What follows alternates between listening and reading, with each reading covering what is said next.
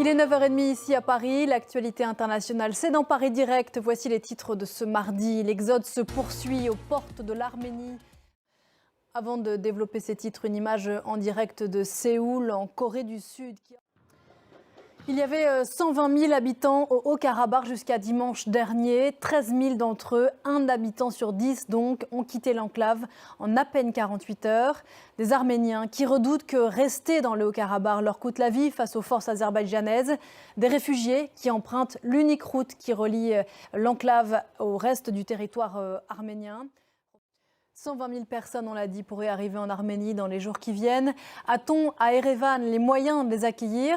Écoutez Tallinn Oudjan, notre envoyé spécial en Arménie. A noter qu'un dépôt de carburant a explosé hier dans le Haut-Karabakh. Hier lundi, les autorités séparatistes font état de plus de 20 morts, 280 blessés.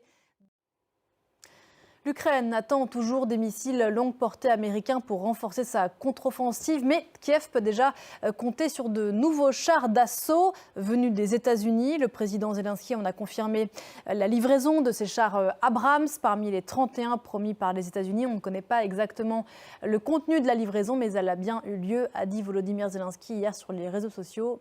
Écoutez-le.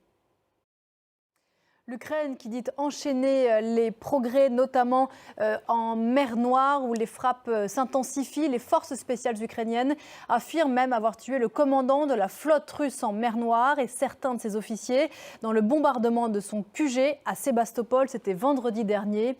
C'est ce que nous raconte en images Jules Boiteau.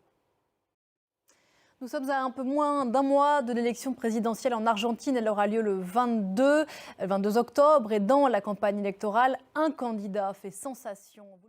Voilà, la présidentielle en Argentine, ce sera le 22 octobre. Il est 9h41 ici à Paris. Je vous rappelle certains des titres que nous avons développés dans ce Paris Direct avec Damien Coquet, l'exode qui se poursuit aux portes de l'Arménie.